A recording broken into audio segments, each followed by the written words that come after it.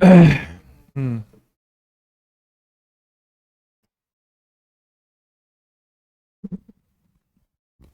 Okay, I hope I am audible guys. एक बार comment लगा दीजिए, देन क्लास तब ली जाएगी। एक बार कमेंट लगा दीजिए सारे बच्चों के, ताकि सबके कमेंट्स में पढ़ पाऊँ।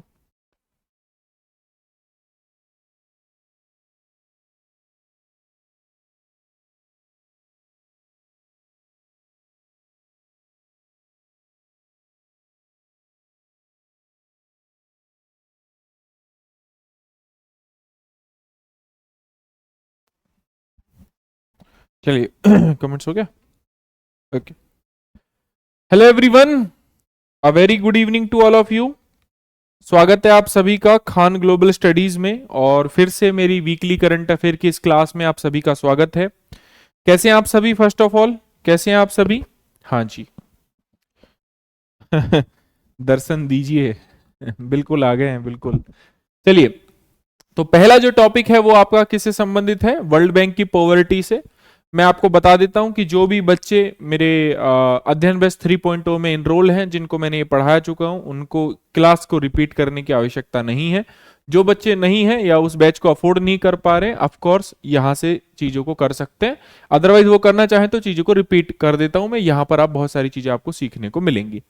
एनपीटी के बारे में और एक एग्रीमेंट है आपका, इसके बारे में हम जानेंगे, जो कि स्पेशली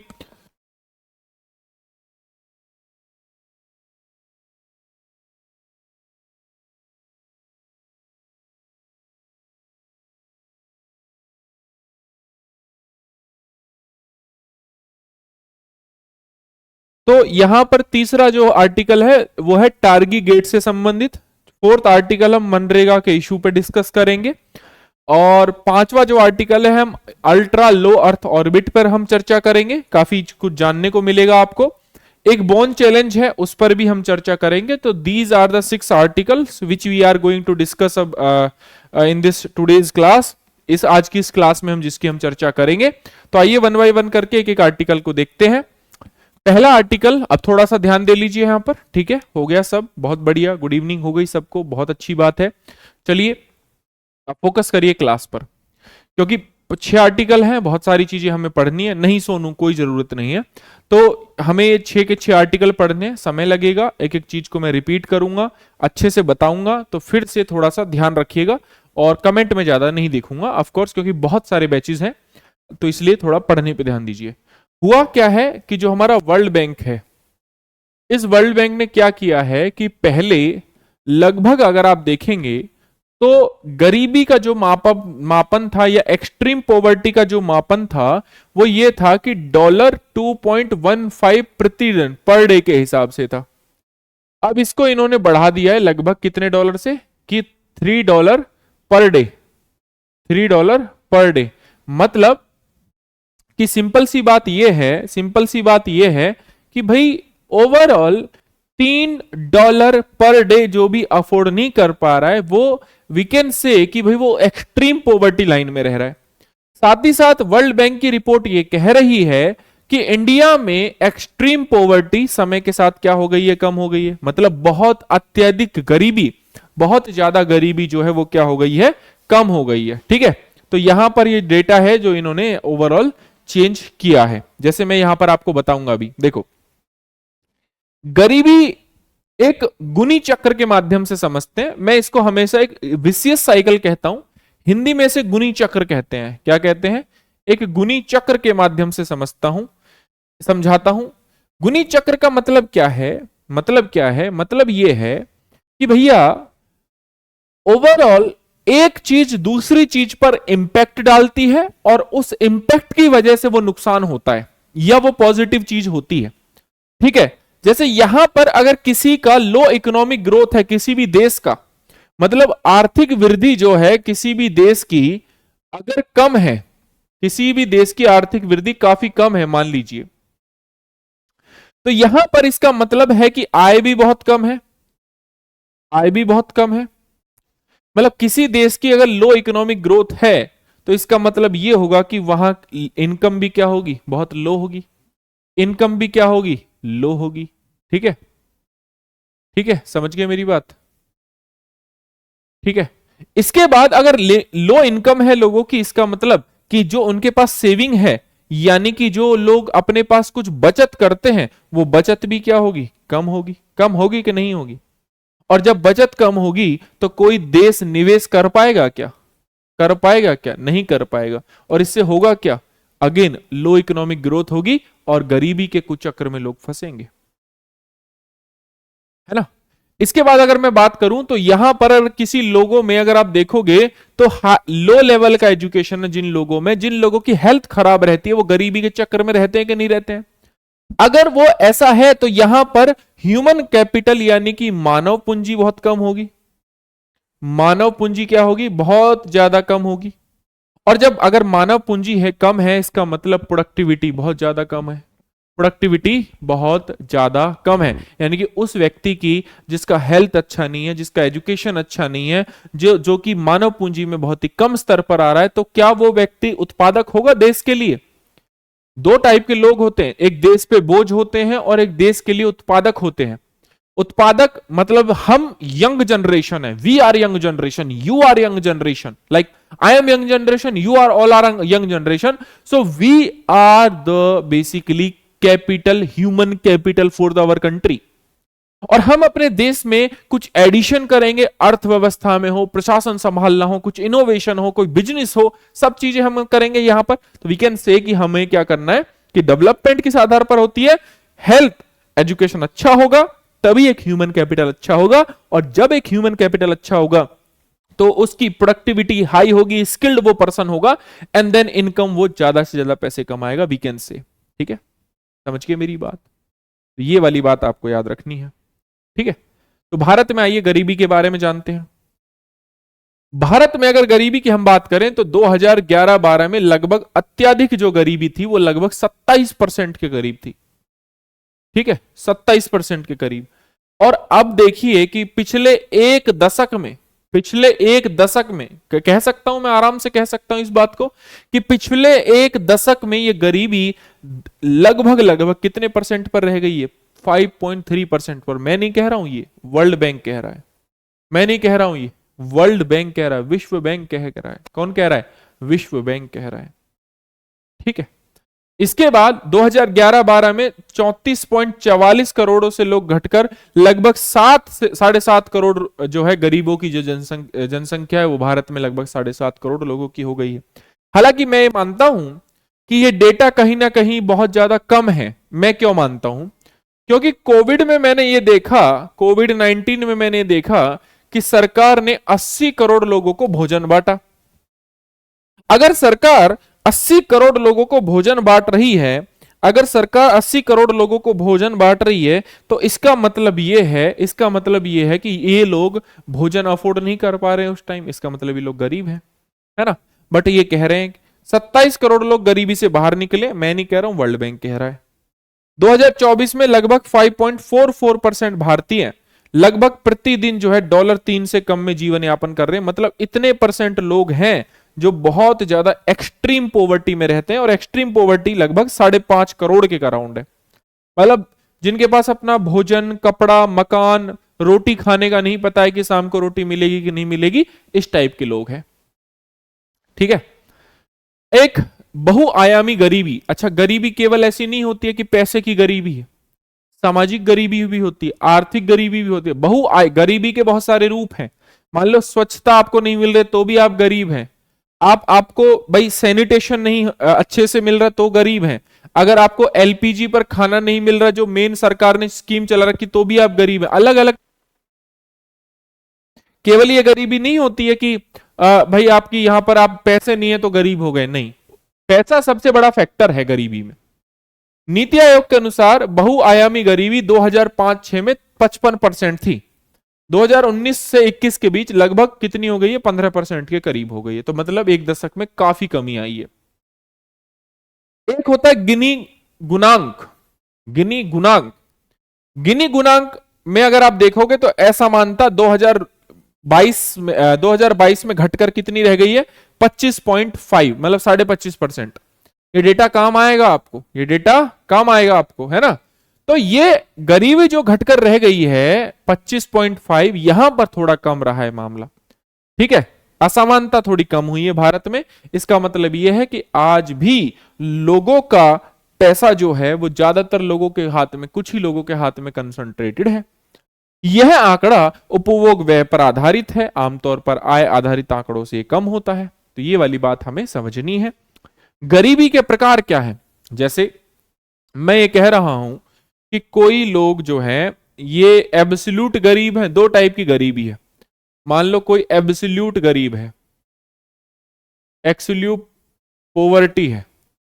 एक कह रहा है कि मैं रिलेटिवली पुअर हूं, रिलेटिव पोवर्टी है। इसका मतलब क्या है और इन दोनों का मतलब क्या है? कोई बता सकता है मुझे? कोई अच्छा बच्चा बता सकता है मुझे? कोई बता सकता है कि नहीं बता सकता है? बताओ।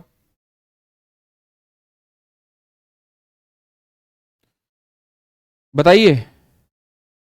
एब्सोल्यूट यानी कि सापेक्ष। अगर हिंदी जानना चाहें तो एब्सोल्यूट यानी कि सापेक्ष गरीब, और रिलेटिव यानी कि भाई आपका रिलेटिव का मतलब सापेक्ष है, एब्सोल्यूट मतलब सकल। तो यहां पर अगर आप देखोगे तो इसको आप सकल लिखिए, सकल गरीबी, और इसको लिखिए सापेक्ष, सापेक्ष गरीबी। हाँ जी। एब्सोल्यूट गरीब वो गरीब है जो अपनी मूलभूत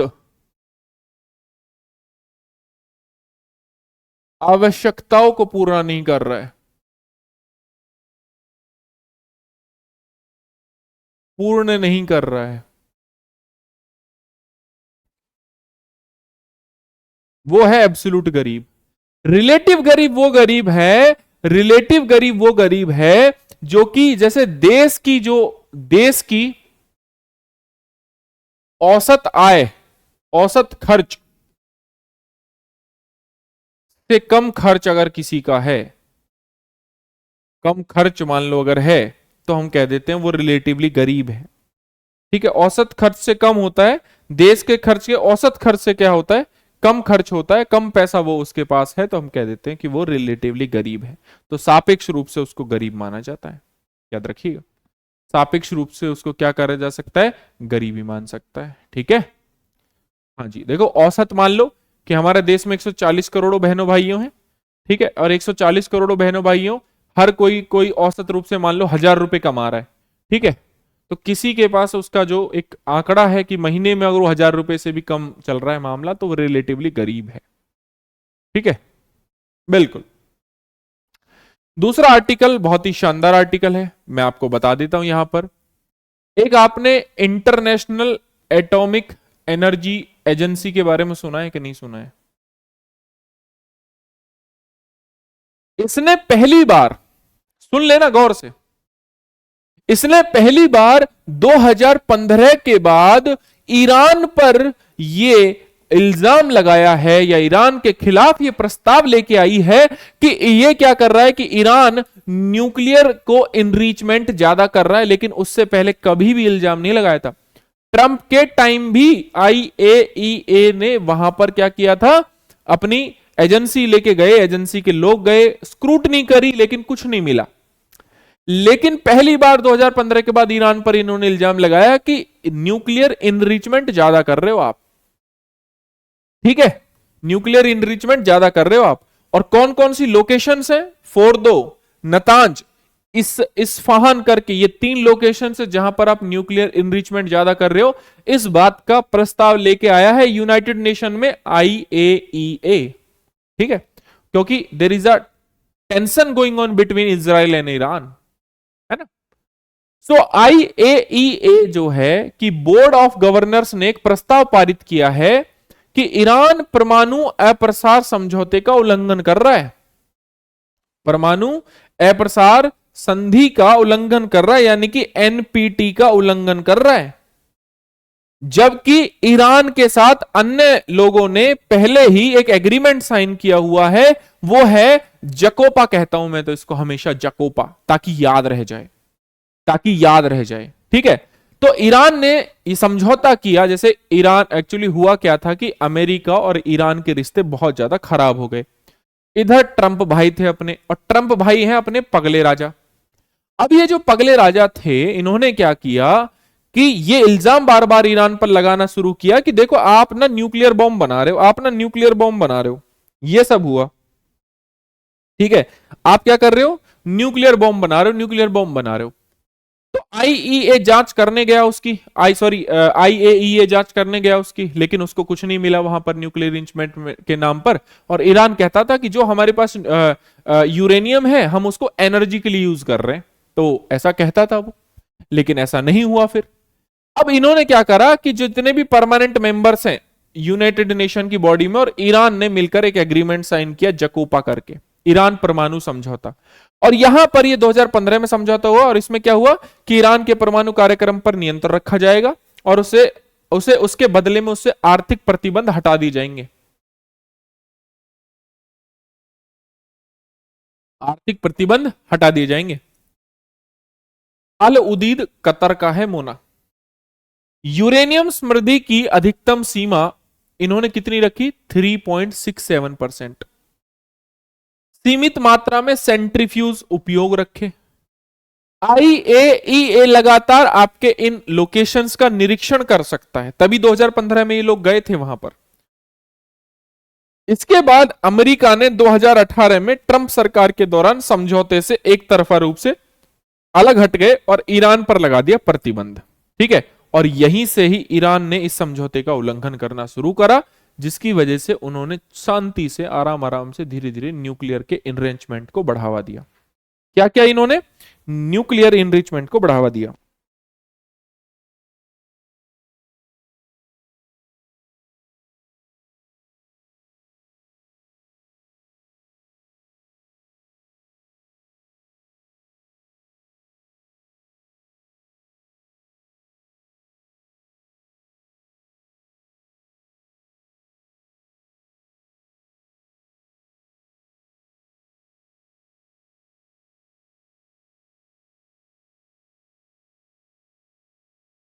हाँ जी, तो मैं क्या कह रहा हूं, ईरान ने इस सीमा का उल्लंघन शुरू कर दिया, ठीक है। इसके बाद फिर एक ट्रीटी और ज्यादा न्यूज में रही एक ट्रीटी और ज्यादा न्यूज में रही, दैट इज एनपीटी, यानी कि न्यूक्लियर नॉन प्रोलिफरेशन ट्रीटी, ठीक है। न्यूक्लियर का, परमाणु हथियारों का क्या करना है, अप्रसार करना है, तो ये भी ज्यादा न्यूज में रही।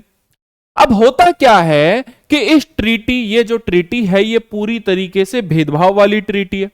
इसलिए अगर आप देखोगे तो भारत इस ट्रीटी का हिस्सा नहीं है, भारत इस ट्रीटी का हिस्सा नहीं है, ठीक है। भारत इस ट्रीटी का हिस्सा नहीं है। क्यों नहीं है, आइए वन बाय वन करके मैं समझा देता हूं आपको। मैं समझा देता हूं कि भारत इस ट्रीटी का हिस्सा क्यों नहीं है। अगर आप एनपीटी के बारे में पढ़ोगे, अगर आप एनपीटी के बारे में पढ़ोगे तो इन्होंने एक डेट अनाउंस करी है। मैं आपको ये डेट भी बता देता हूं एनपीटी के बारे में। कोई बताएगा मुझे क्या डेट थी वो, मैं वो डेट मिस कर गया हूं, तो just I am checking my notes कि भाई वो डेट क्या थी। हाँ जी हाँ, मिल गया मिल गया, डेट वो मिल गई है मुझे। हाँ, 12 जून 1900, हाँ ठीक है।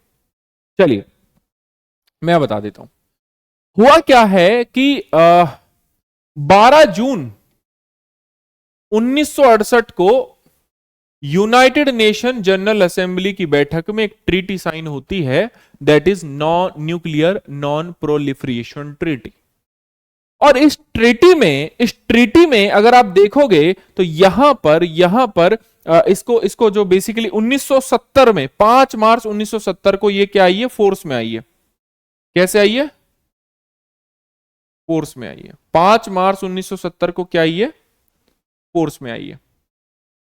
5 मार्च 1970 को आई है फोर्स में। और इनका यह मानना है, इनका मेन चीज क्या है, इनका यह मानना है कि जिन भी देशों ने 1 जनवरी 1967 से पहले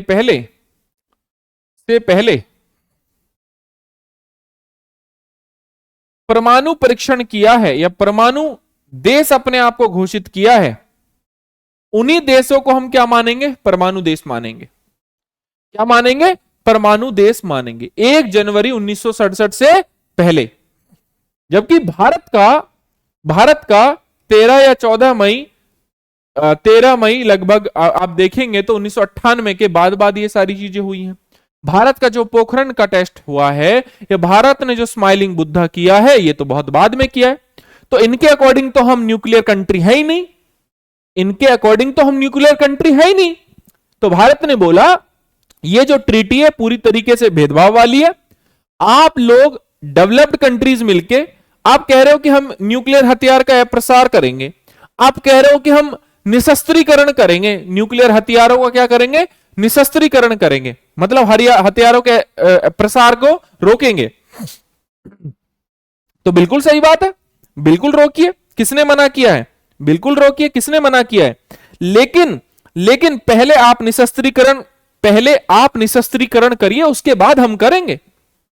पहले आप निशस्त्रीकरण करिए, इसके बाद हम निशस्त्रीकरण करेंगे, है ना। तो सिंपल सी बात है ना, आपने हमारा निशस्त्रीकरण कर लिया, भाई साहब आप न्यूक्लियर बॉम्ब लेके बैठे हो, हमारे इधर पाकिस्तान है, इधर चाइना है, आपके अकॉर्डिंग तो हम तो न्यूक्लियर कंट्री है ही नहीं, तो भेदभाव है। तो भारत ने बोला कि नहीं, हम एंटर नहीं करेंगे इसमें, ठीक है। तो भारत के साथ ये हुआ था। आज की अगर मेरी किसी ने करंट अफेयर की क्लास देखी होगी तो वहां पर मैंने एक्सियोम 4 मिशन के बारे में, जो कि एक प्राइवेट मिशन है, ठीक है, इसके बारे में काफी डिटेल से चर्चा की है, ठीक है। तो यहां पर ऊपर एक्सपेरिमेंट होने वाला है इस जीव पर, और इस जीव का नाम है टारगीग्रेड्स, ठीक है, थोड़ा सा अलग नाम है, टारगीग्रेड्स करके एक नाम है इसका, ठीक है।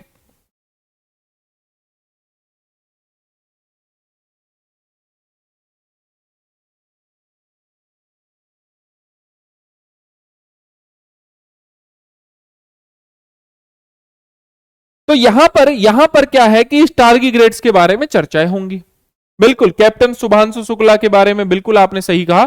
तो इसको वाटर बियर के नाम से जाना जाता है, मास पिगलेट्स के नाम से इसे जाना जाता है, काफी सूक्ष्म आकार का ये है। 1773 में इसकी खोज हुई थी, ठीक है। इसके बाद लगभग 60 करोड़ वर्ष से, डायनासोर से पहले भी ये जीवित है, किसी भी कंडीशन में ये कम वक्त जीवित रह लेता है, किसी भी कंडीशन में ये जीवित रह लेता है। 8 टांगे हैं, पंजे हैं, बहुत ही छोटा जीव है, सूक्ष्म जीव है। -272 डिग्री सेल्सियस से लेकर 150 डिग्री तापमान, पानी उबल जाता है 100 डिग्री पे, तो 150 डिग्री तापमान पर भी जिंदा रह सकता है, ठीक है। लगभग 4 किलोमीटर गहराई, लगभग 40,000 किलो पास्कल का दबाव सहन कर सकता है, ठीक है। 30 वर्षों तक अगर फ्रीजर में रहा जाए तब भी यह जीवित रह सकता है, इसका मतलब अमर प्राणी है ये, अमर, ठीक है। यूवी किरणों को ये सह सकता है, तो इसका हम क्या करेंगे, यूज करेंगे, अध्ययन इसलिए करेंगे ताकि इस मिशन के माध्यम से माइक्रोग्रेविटी विकिरण के प्रभाव का अध्ययन हो, पता लगे कि कौन से जीन है जो इसको इतना सहनशील बनाते हैं, क्या पता हम कुछ और एक्सपेरिमेंट कर दें इन फ्यूचर। अंतरिक्ष यात्रियों को विकिरण से सुरक्षा देने वाली तकनीक इसके माध्यम से विकसित की जा सकती है। लंबी अवधि के अंतरिक्ष अभियानों के लिए जैविक सामग्री को क्या क्या किया जा सकता है, इसके माध्यम से संरक्षित किया जा सकता है, इसलिए ऐसा है, ठीक है, याद रखिएगा। बाकी पीडीएफ अभी आपको मिल जाएगी। इसके बाद मनरेगा के बारे में बात करते हैं, क्योंकि मनरेगा में एक इशू आया है। इशू ये है कि मनरेगा में इस बार थोड़ी पैसे की कमी आई, अमृत पीकर आया है ये, है ना, पैसे का इशू है। तो मनरेगा जो है, या एमजी नरेगा जिसको हम कहते हैं, तो महात्मा गांधी राष्ट्रीय गारंटी अधिनियम 2005 के माध्यम से आया। इसका मतलब ये आपका वैधानिक क्या है, आपका वैधानिक स्टैट्यूटरी राइट है, अधिकार है, क्योंकि यहां पर ये अधिनियम के माध्यम से आया और इसको 2006 में लागू किया गया। काम क्या है, ग्रामीण क्षेत्रों के किसी भी परिवार को जो अकुशल श्रम कार्य योजना चाहता है, 100 दिनों तक क्या चाहिए उनको, रोजगार देना, इस बात की गारंटी। तो रोजगार की मांग करने पर 15 दिन में काम दो, कार्य पूरा होने पर 15 दिनों के भीतर मजदूरी दो।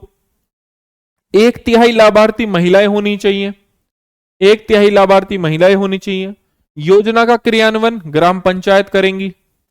रोजगार के में एक विधिक अधिकार है, ये आपका स्टैट्यूटरी राइट है, आपको अगर नहीं मिला तो आप कोर्ट जा सकते हो, ठीक है। चलिए, वित्त मंत्रालय ने पहली बार मनरेगा के खर्च को वित्तीय वर्ष में पहली 6 माही में 60% तक सीमित किया है। अदरवाइज ये होता था कि पहली तिमाही में ही 60% खर्च हो जाता था।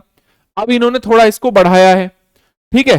तो याद रखना कि योजना को मंथली क्वार्टरली एक्सपेंडिचर प्लान के तहत लाया गया था। सरकारी खर्चों को नियंत्रित करने के लिए ये योजना इन्होंने अपनाई है। तो अक्सर योजना का बजट का पहली तिमाही में ही खर्च हो जाता था, पहली 2 तिमाही में ही, अब नहीं होगा। अब इसको करके इन्होंने कितना कर दिया, 60%, ठीक है। इसके बाद तृतीय तिमाही में अतिरिक्त अनुदान दिए जाते थे, जनवरी तक वे भी समाप्त हो जाते थे। ये वो स्कीम है जहां पर भर भर के भ्रष्टाचार होता है। ग्रामीण समुदाय की ये वो स्कीम है जिसमें भर भर के लाखों करोड़ों का भ्रष्टाचार होता है, याद रखिएगा, है ना। तो अगले वित्तीय वर्ष में लगभग 20% बजट पुराने वाले बकायों में चुकाने में निकल जाता है, इसलिए बड़ी समस्या है। तो इसलिए मैंने एक क्वेश्चन दिया था आपको एक प्रैक्टिस के लिए, आप जो कि घर से कर सकते हो जब भी आपको पीडीएफ मिलेगी, ठीक है। समझ गए मेरी बात।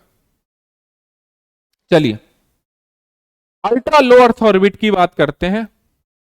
एक एजेंसी है स्काई रूट स्पेस करके, रुकिए मैं बता देता हूं उसका नाम क्या है, नाम मैं खोजने का प्रयास कर रहा हूं। मैं गलत तो नहीं हूं, बस ये चेक कर रहा हूं मैं। हाँ जी, sorry, orbit space, orbit space. ये कंपनी प्रयास कर रही है अल्ट्रा लो अर्थ ऑर्बिट पर काम करने की, उसके लिए व्हीकल बनाने की और सैटेलाइट को उस क्षेत्र में प्लेस करने की। समझ रहे हो। और ये अल्ट्रा लो अर्थ ऑर्बिट क्या होता है, नॉर्मली हम लो अर्थ ऑर्बिट किसे कहते हैं कि यार 400 किलोमीटर है, 450 किलोमीटर है। तो 450 मतलब लास्ट 200 किलोमीटर तक का अगर हम देखें तो वो अल्ट्रा लो अर्थ ऑर्बिट में आ जाता है। 200 किलोमीटर तक का क्षेत्र कहां जाता है, अल्ट्रा लो अर्थ ऑर्बिट में आ जाता है, ठीक है, ठीक है। इसके बाद अगर हम देखें तो जैसे हम कहते हैं कि ये लो अर्थ ऑर्बिट कौन सा है, वेरी लो अर्थ ऑर्बिट, तो ये 200 से 450 किलोमीटर तक की रेंज वाले हैं सारे, ठीक है। याद रहेगा, याद रहेगा। अल्ट्रा लो अर्थ ऑर्बिट में हमें क्या क्या फायदे हो सकते हैं ये लिख लो। अगर किसी भी सैटेलाइट को हम अल्ट्रा लो अर्थ ऑर्बिट में जाएंगे लेकर, तो उससे बेहतर इमेज तकनीकी का इस्तेमाल भी होगा और निगरानी भी हो जाएगी। क्या हो जाएगी, साथ साथ निगरानी भी हो जाएगी, ठीक है।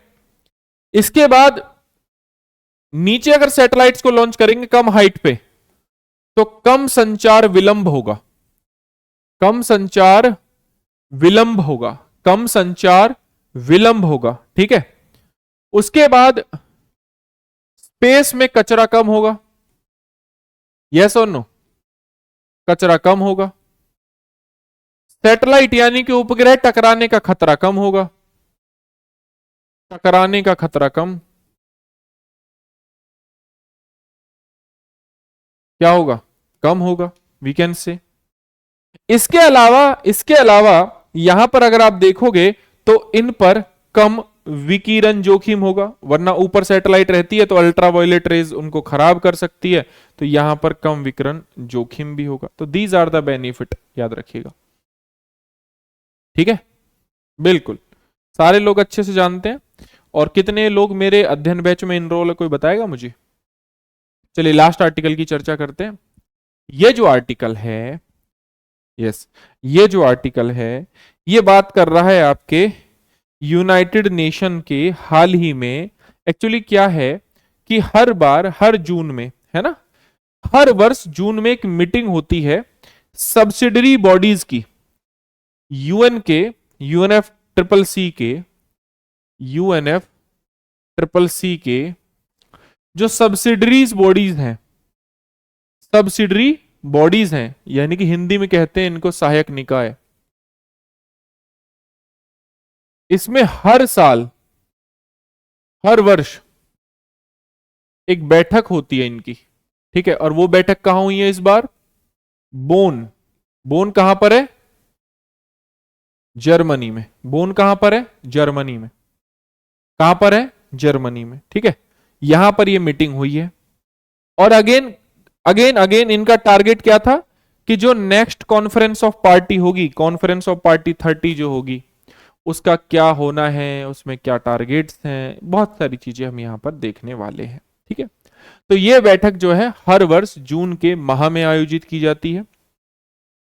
ये जो है यूएनएफसीसी का एक वीकेंड से एक सहायक निकाय है, दो निकाय हैं, उनमें से एक निकाय के द्वारा ये की जाती है आयोजित। हर सम्मेलन हर वर्ष में आयोजित होता है यूएनएफसीसी में, और ये दूसरा नियमित जलवायु शिखर सम्मेलन है, ये आपको याद रखना है। इस बैठक का उद्देश्य क्या है? ठीक है,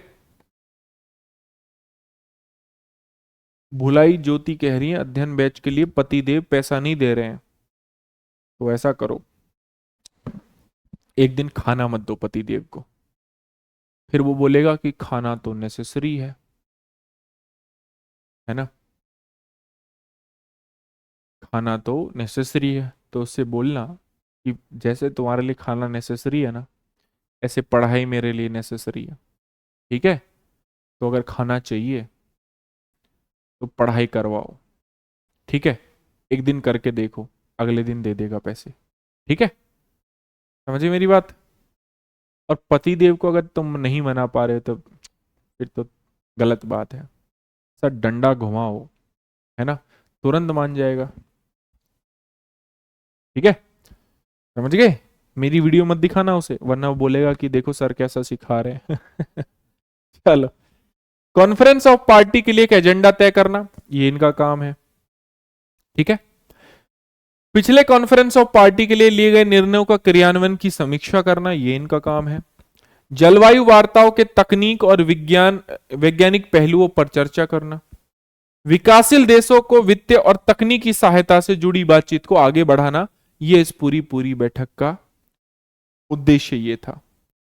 यूएनएफसीसी के बारे में मैं आपको बता देता हूं कि एक होता है पृथ्वी सम्मेलन, एक होता है पृथ्वी सम्मेलन, या कह सकते हैं तो रियो समिट कह दीजिए।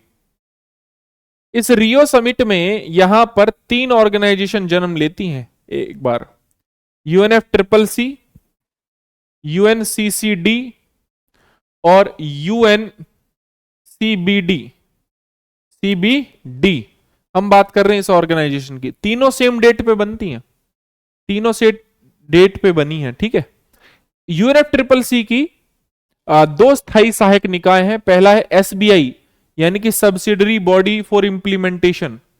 कॉन्फ्रेंस ऑफ पार्टी के जितने भी निर्णय लिए जाएंगे उनके क्रियान्वयन की समीक्षा, रिव्यू करेगा कि क्रियान्वित हो रहा है नहीं हो रहा है कॉप्स का काम, यानी कि जो कॉन्फ्रेंस ऑफ पार्टी उसका काम। विकासशील देशों की वित्तीय, तकनीकी और क्षमता निर्माण समर्थन से जुड़ी चर्चाओं में मदद करता है। ठीक है, subsidiary body for scientific and the technology advice. जलवायु परिवर्तन से संबंधित वैज्ञानिक ज्ञान, तकनीकी सलाह कौन प्रदान करता है? ये subsidiary body for scientific and technology advice.